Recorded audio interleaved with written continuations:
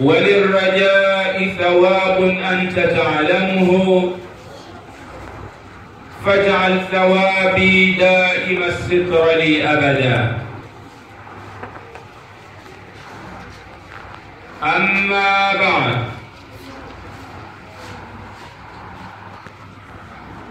أيها الإخوة عباد الله، baada ya kumshukuru al-Haqq jalla fi ulah pamoja na kumtakia rehma na amani Nabii Muhammadin sallallahu alayhi wa alihi wa sallam,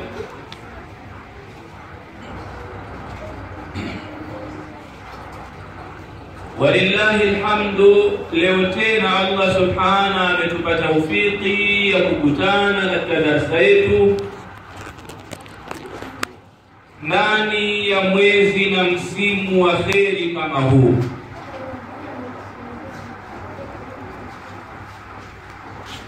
Darasa iliyopita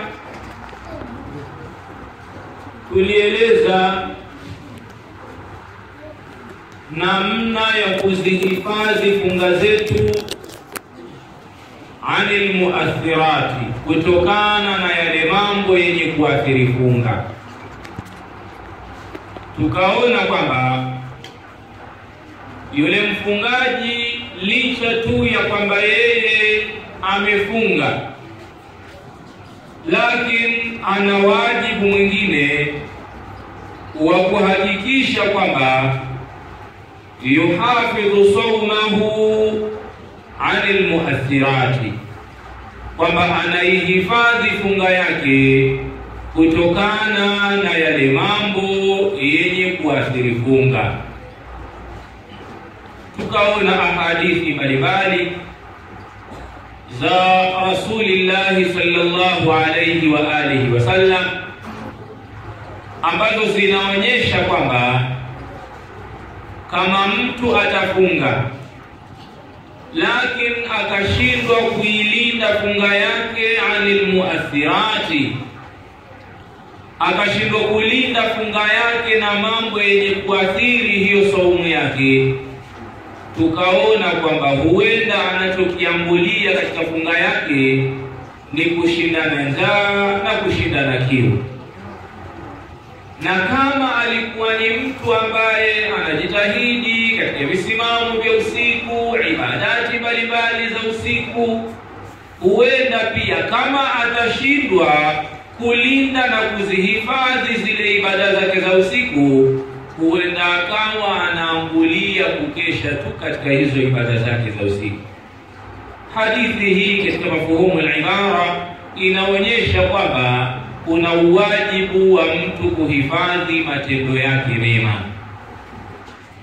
Sasa leo biidhnillah tabaraka wa taala, leo tutaeleza al-hadaful asasiyu lis-sawm, lengo mama, lengo kuu la ibada ya funga. Al-hadaful asasiyu, lengo kuu, lengo mama, lengo la msingi lisawm, la ibada hii ya funga. Kwa nini tunafunga? Ndugu Waislamu, Allah subhanahu wa ta'ala hakufaradhisha ibada yoyote ile kwetu sisi isipokuwa ibada hiyo ina malengo yake, isipokuwa ibada hiyo ina hikma zake. Ni sawa sawa hayo malengo yake tuyafahamu ama tusiyafahamu, lakini Allah hawezi kufaradhisha ibada ikawa ibada hiyo haina hikma na ikawa ibada hiyo haina ahdafu, haina malengo.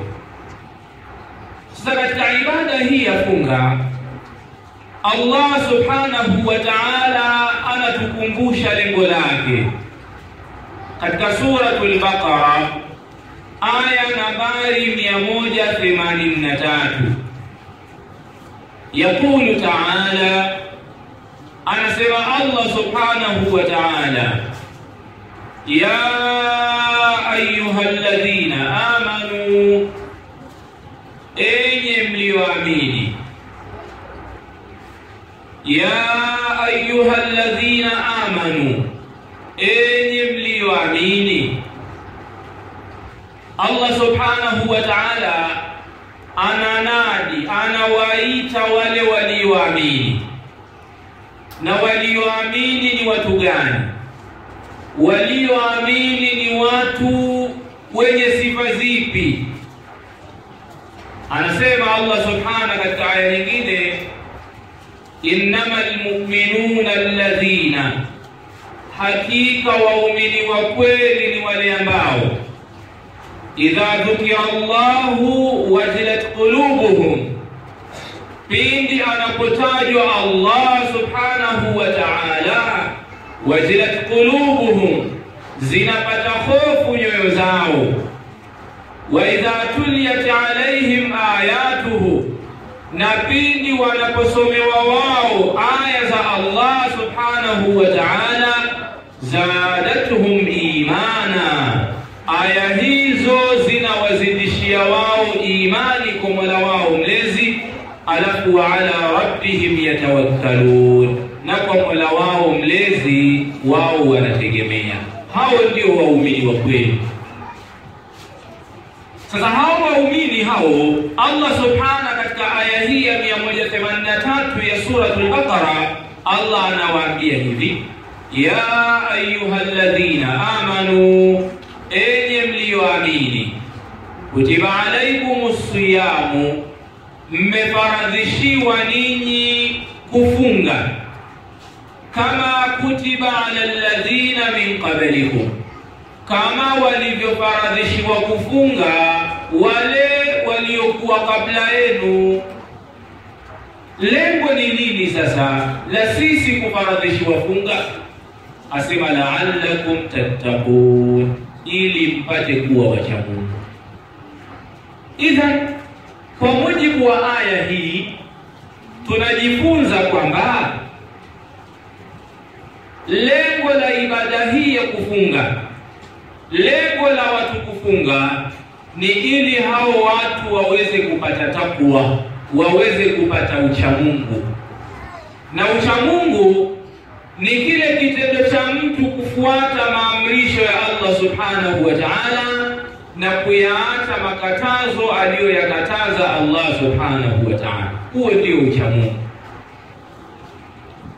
Lakini leo hii tunaona katika jamii zetu watu mbalimbali wanajitahidi katika ibada, lakini mbona hawafikii katika malengo ya hizo ibada? Tunaona leo watu wanafunga, lakini mbona hawafikii huko katika takwa, katika uchamungu?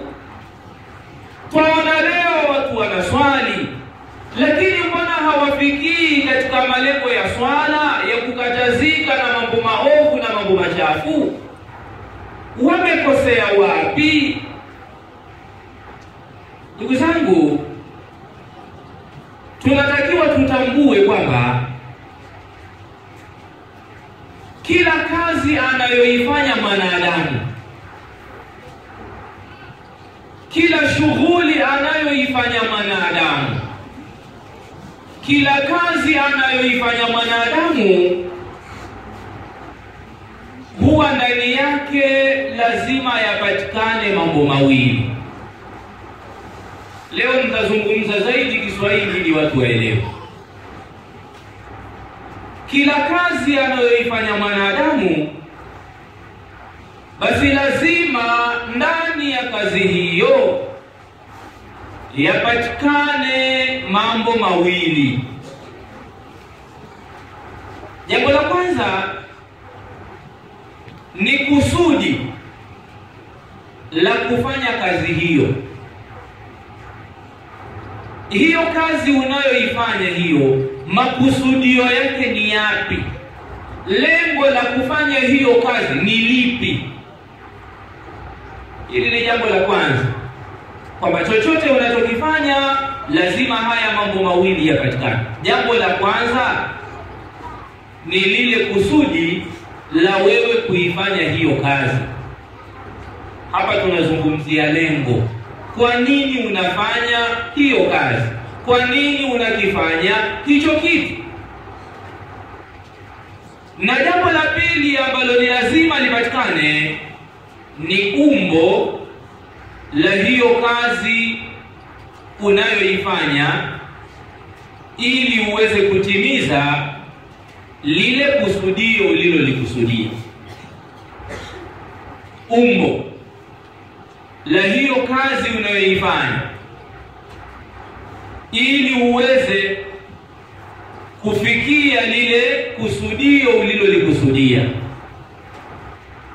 Nitatoa mfano ili watu waelewe namaanisha nini. Tuchukue mfano rahisi wa chakula, kwa mfano ambao kila mtu ataelewa, kwa sababu hakuna mtu ambaye hali, kila mtu anakula. Tuchukue mfano wa chakula. Kwa nini huwa tunakula? Kila mtu hapa anajibu lake. Wewe kwa nini unakula? Wewe kwa nini unakula? Wewe kwa nini unakula? Kwa nini huwa tunakula?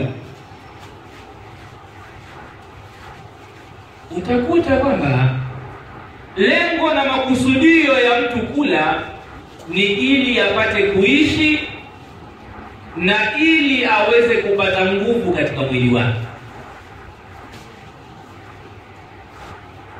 Hili ndiyo kusudio la mtu kula, ndiyo kusudio la shughuli anayoifanya mtu. Tunapozungumzia kusudio, tunamaanisha lile lengo. Kwa nini unakula? Anakula ili apate uhai, ili mwili wake uweze kupata nguvu. Sasa jambo la pili, hilo ni jambo la kwanza. Jambo la pili ni lile umbo lake. Umbo lake, kile kitendo chenyewe. Sasa kwenye kula, sasa hapa umbo lake maana yake ni kile kitendo cha kuchukua tonge, alafu unalitia mdomoni, unalitafuna, alafu unameza. Hili ndio lile umbo la nje. Kwa kuna kile kitendo cha kula, jambo la kwanza, alafu jambo la pili kuna yale makusudio tunayoyakusudia kuyapata baada ya kuwa tumekula. Sijui kama watu wameelewa nini tunakusudia. Kwa shughuli yoyote anayefanya mtu, haya mambo mawili lazima yapatikane. Kwa hivyo kula, umbo lake la nje la kula ni kufanya mambo mangapi? Mambo manne. Ndio umbo la nje. Unachukua tonge, unalitia mdomoni, unatafuna, alafu unameza. Lakini unapoyafanya haya mambo manne, kuna jambo jingine unatarajia lipatikane baada ya kuwa umeyafanya haya mambo manne. Baada ya kuwa umeshakula tayari, unataraji nini? Wataraji upate uhai, wataraji mwili wako upate nguvu. Hii ndiyo njia ambayo tunaifuata, kwa sababu ndiyo njia ambayo ina athari na ndiyo njia ambayo inafaa kwa kufikia lengo hili la kula. Sasa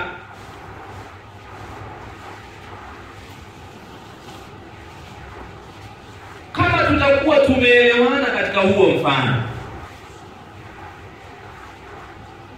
kama mfano huo watu watakuwa wameuelewa, sasa niulize swali ili watu waelewe sasa kwenye darasa yetu tunakusudia nini. Tumesema lengo la mtu kula, makusudio ya mtu kula ni kufanya nini? Mwili wake uweze kupata nguvu na yeye mwenyewe aweze kupata kuishi. Sasa hebu niambieni nyinyi, mnasemaje kama mngemuona mtu anachukua tonge la mavumbi ya mbao, yale maranda yale tunawashiaga moto ya, Unaonaje kama mtu angetengeneza tonge la mavumbi ya mbao, yale maranda yale, au mtu akachukua tonge la mavumbi ya mkaa, kisha baada yake akafanya yale mambo manne, lile umbo la nje, kwa maana akachukua lile tonge la majivu, si mavumbi ya mkaa, akatia mdomoni, akatafuna, alafu akameza. Alafu wakati anafanya hivyo, kila siku anashangaa, mbona mwili wangu unazidi kudhoofika? Shida ni nini? Mbona kula na kula lakini mwili haupati nguvu? Sasa mtu kama huyu anakuja kwako kuuliza, bwana nakosea wapi? Kula mimi nakula kabisa. Nachukua tonge, natia mdomoni, natafuna na wala nini wewe? Nakula maranda mimi.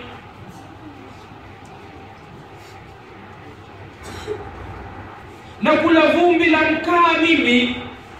Si ungeona sasa huyu mtu ni mpuuzi kweli kweli? Au ungeonaje wewe kwamba mtu ambaye anafanya haya mambo manne, anachukua tonge la chakula, analitia mdomoni, anatafuna, kisha baada yake anameza, alafu akishamaliza, amemaliza kabisa, ameshiba sahani yake ile tayari, alafu aingiza vidole kwenye koo lake, atapika chakula chote, alafu anakuambia, mbona bado nahisi njaa? Sasa ungemwona huyu mtu kidogo akili zake kidogo apite kule kwenye mustashfa al-majani, hospitali zile za vichaa virembe. Wewe utaraji vipi sasa upate nguvu wakati umekula alafu umetapika? Ala, tunajifunza nini hapa? Tunachojifunza ni kwamba kumbe kile kitendo cha kufanya umbo la nje tu hakitoshelezi kumnufaisha mtu na jambo analolikusudia. Sasa hapa ndipo wengi tunapokosea, mpaka hata zile ibada zetu zinakuwa hazina athari na hatufiki katika yale malengo tunayokusudia. Sio kila anayekula atashiba, inategemeana amekula nini. Inategemeana baada ya kula, je katapika hajatapika. Sasa kama hivyo ndivyo, unakuwa vipi wewe na fikra kwamba kila anayeacha kula na kunywa kuanzia asubuhi mpaka magharibi, hata kama atatukana, hata kama atasengenya, hata kama atakuwa na muamala mbaya na watu, hata kama atafitinisha watu, wewe unakuwa vipi na imani ati kwa sababu ameacha tukula na kunywa kwamba huyu mtu atafikia kwenye ucha Mungu? Mbona huamini kwamba yule aliyekula, aliyefanya mambo manne yale, hata kama katapika, mbona huamini kwamba atashiba? Unaamini vipi huyo akushiba wakati amefanya yale mambo manne?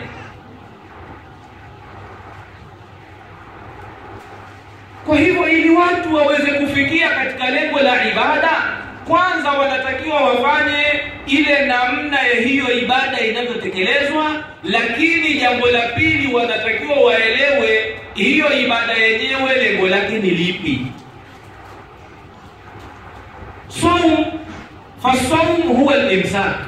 Funga ni mtu kujizuilia anil akli wa shurb, ni mtu kujizuilia na kula na kunywa, wa ansairil muftirati, na kujizuia na mambo mengine yale yenye kufunguza. Tena kujizuia kwenyewe binia, ajizuie kwa nia kwamba anajizuia na haya mambo kwa sababu Allah ameniamrisha.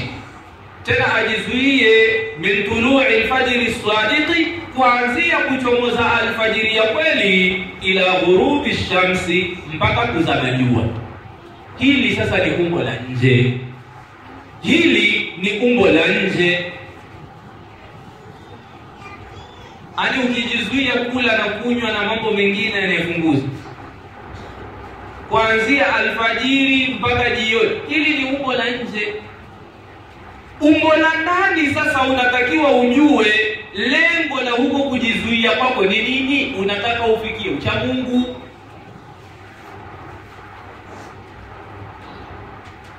Sasa mtu anajizuia kabisa, anaacha kula na kunywa kuanzia alfajiri mpaka jioni.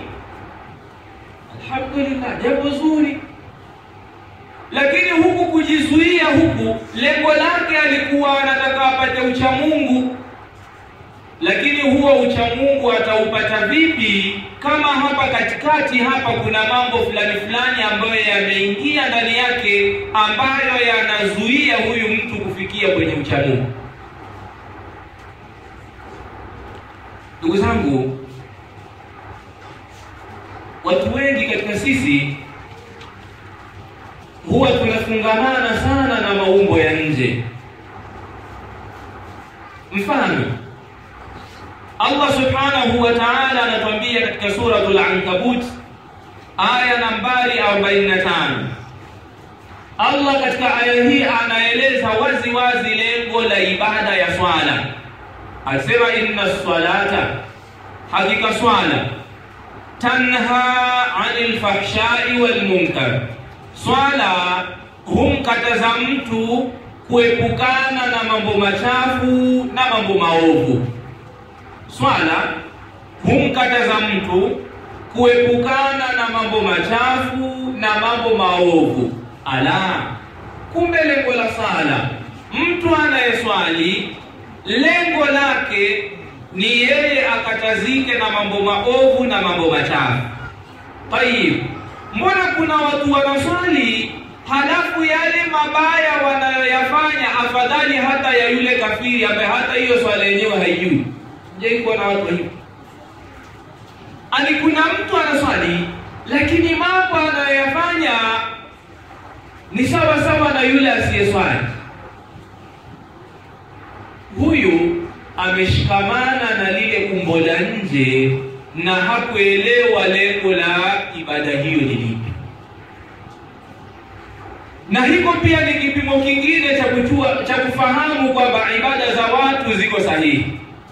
Ukiona mtu asali, mtu anatekeleza ibada ya sala, maadhalika bado miamala yake yeye na watu sio mizuri. Aswali lakini mdomo wake mchafu, matusi kama yote katika mdomo wake, asengenya yeye, afitinisha yeye, maneno machafu yote yeye. Hiyo ni dalili tosha kwamba anachokifanya, hata kama anafanya ibada, huyu anafanya yale maumbo ya nje ya ibada na wala haelewi kwamba hizo ibada zina malengo yake.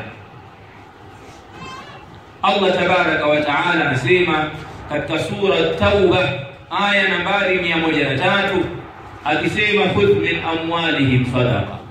Nabii Muhammad sallallahu alayhi wa alihi wasallam, khudh min amwalihim sadaqa, chukua katika mali zao zaka. Khudh min amwalihim sadaqa, chukua katika mali zao zaka. Lengo ni nini? Tutahhiruhum, ili uwataharishe wao, watuzakihim, na uwasafishe wao, biha, kupitia hizo mali zao wanazozitoa. Wasalli alaihim, na waombe wao. Wasalli alaihim, na waombe wao. Inna salataka, hakika maombi yako wewe Mtume Muhammad sallallahu alayhi wasallam, kuwaombea hao watu, sakanun lahum, ni tulizo kwao. Wallahu samiun alim, na Allah ni mwingi wa kusikia, na Allah yeye ni mjuzi zaidi. Kumbe lengo la zaka ni kuwataharisha watu, kuwasafisha watu.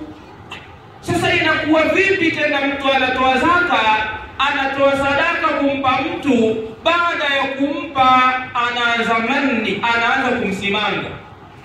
Umeona ile fulani yule, umeona ile kuwa aliyefai, mimi ndo nimempa mimi. umeona kitu fulani kitu mimi kuna tofauti gani kati ya mtu kama huyu ambaye anafanya mambo ya nje tu, haelewi malengo ya ibada? Pana tofauti gani kati ya huyu mtu na yule mtu anayekula mavumbi ya mkaa kisha anataraji kushiba? Ayuha nasu ibadallah, ibada hii ya funga Allah subhanahu wa ta'ala anatuambia kwamba ameileta kwetu sisi la'allakum tattaqun, ili mpate kuwa wacha Mungu. Na ucha Mungu ni fi'lul ma'murat. Ucha Mungu ni mtu kufanya maamrisho aliyoyaamrisha Allah subhanahu wa ta'ala, wa tarkul mahdhurat, na mtu kuyaacha maharamisho na makatazo aliyoyakataza Allah subhanahu wa ta'ala. Sasa ndani ya mwezi mzima huu mtu anafundishwa. Manake katika saumu huwa yanapatikana mambo mawili. Funga ni kujizuia, lakini wakati unajizuia na baadhi ya mambo, unafunguka mlango mwingine wa kufanya baadhi ya mambo. Subhanallah. Ibada hii ya funga ni kujizuia na mambo fulani fulani, lakini wakati unajizuia na hayo mambo fulani fulani, unafunguka mlango mwingine wa pili wa kufanya mambo fulani fulani. Kwa hiyo kwenye funga tunapata kujizuia na mambo na kufanya baadhi ya mambo. Haki vipi? Mfungaji anatakiwa ajizuie na kula na kunywa, kusengenya, ghiba na mima, kufitinisha, uongo, kusengenya. Ndivyo sivyo? Haya anatakiwa ajizuie nayo. Lakini wakati wa kuwa huyu mfungaji anajizuia na haya mambo, unafunguka mlango mwingine wa yeye kufanya baadhi ya mambo. Mfungaji anatakiwa akithirishe kuomba dua, mfungaji anatakiwa azidishe kusoma Qur'ani, mfungaji anatakiwa azidishe kutoa sadaka, mfungaji hivyo. Kuna kujizuia na mambo na kuna kufanya mambo. Na ucha Mungu tumesema ni kujizuia na yale aliyoyakataza Allah na kufanya yale aliyoamrisha Allah. Na ndio maana ibada ya funga imekuja kwetu sisi ili itukuze kwenye hayo mambo mawili. Mtu awe na uwezo wa kujizuia na mambo, na mtu awe ana uwezo wa kufanya mambo. Bali hata katika maisha ya kawaida funga inatufundisha, wewe una malengo yako. Mimi nataka niwekeze visenti mpaka mwezi fulani, mpaka mwaka fulani niweze kufanya jambo fulani.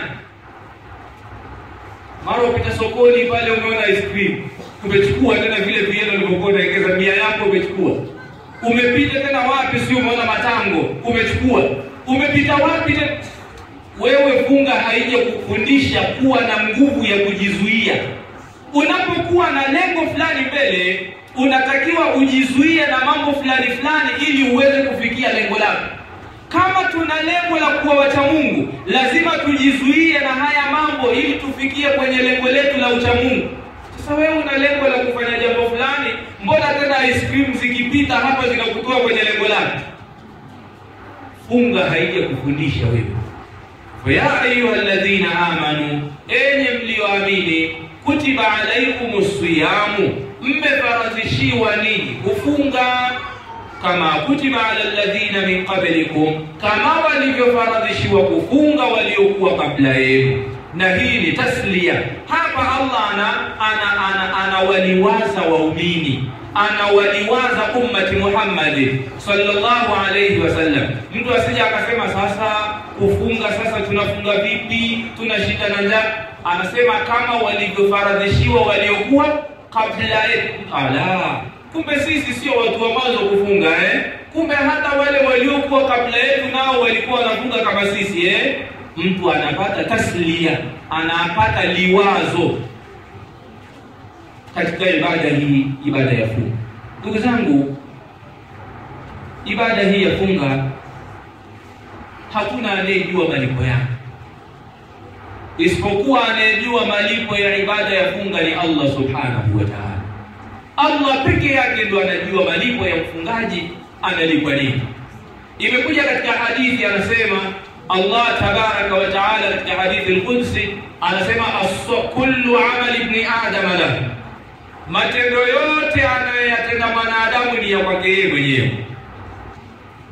Matendo yote anayoyatenda mwanadamu lahu ni ya kwake yeye mwenyewe, illa sawm, isipokuwa funga. Fa innahu, hakika hiyo funga, li, ni ya kwangu mimi. Allah anasema funga ni ya kwangu mimi. Sasa kama funga ni ya Allah, kwani swala ni ya nani? Swala ni ya nani? Na zaka ni ya nani? Na hija ni ya nani? Lakini matendo yote Allah anasema kullu amali ibn adam lahu, matendo yote anayotenda mwanadamu ni ya kwake mwenyewe, illa sawm, isipokuwa funga tu. Fa innahu li, funga bwana ni ya kwangu mimi, wa ana ajzi bihi, na mimi ndio mlipaji wa hiyo funga. Subhanallah.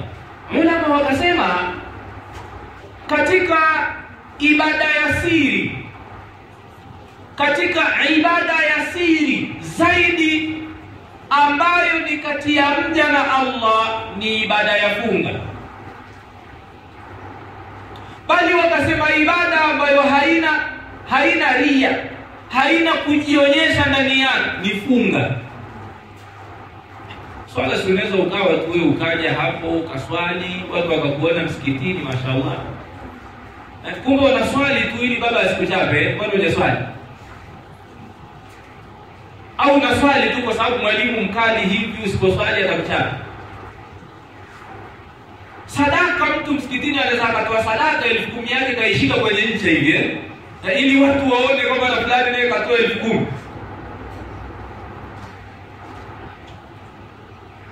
Ndivyo si? Wakati mwingine ikaingia na ria fulani kujionyesha. Zaka, unaweza ukatoa zaka watu wanaona. Ibada zote hizi ukiangalia ndani yake kuna fursa, yani ndani yake ria inaweza ikaingia. Lakini funga, sisi kwa ndani kana kwenye friji machungwa yako na daku ya jana imebaki, naftari imebaki ya jana. Lakini mbona huingii chumbani kwako ukajifungia ukala ukafuta na mdomo wako ukasema na mimi nimefunga? Kwani ukifanya hivyo sisi tutanusa tukajua kwamba wewe hujafunga? Lakini mbona mtu sasa yuko peke yake chumbani kwake na vyakula vipo, lakini anasema mimi sili, mimi nimefunga. Subhanallah. Ibada hii ulama wanasema ndiyo ibada pekee ambayo hakuna ria ndani yake. Na ndiyo maana Allah tabaraka wa taala asema kullu amali ibn adam lahu, matendo yote anayotenda ya kwake mwenyewe. Swala ya kwako, hija ya kwako, zaka ya kwako, sadaka za kwako, illa sawm, isipokuwa funga tu. Fa innahu li, funga ni ya kwangu mimi, wa ana ajzi bihi, na mimi ndio mlipaji wa hiyo funga. Ndugu zangu, usia wangu kwa leo, tunapofanya ibada basi tusifanye tu ile namna, tukarukui, tukasujudu, tukaleta i'tidali, lakini kadhalika tunapofanya mambo hayo tutambue pia na lengo ambalo kwa ajili yake hizo ibada zimewekwa. Hii itamsaidia mtu yeye mwenyewe kujitathmini. Kama swala imeletwa ili tukataze na mambo maovu na machafu, mimi nina swali, je, nakatazika na mambo maovu na mambo machafu? Hapana, basi swala yangu ina kasoro. Ibada ya funga imeletwa ili tufanye sisi tuwe wacha Mungu, yani tufuate amri za Allah na tuache makatazo ya Allah. Lakini mbona nafunga bado nafanya tena makatazo na ninaacha maamrisho? Bado funga yangu ina tatizo. Hii itatusaidia sisi wenyewe kujitathmini katika ibada zetu. Tunamuomba Allah subhanahu wa ta'ala atupe taufiki ya kutambua malengo ya ibada hizi na tudumu katika ibada. إنه ولي ذلك والقادر عليه. وجزاكم الله خيرا بحسن استماعكم، والسلام عليكم ورحمة الله وبركاته.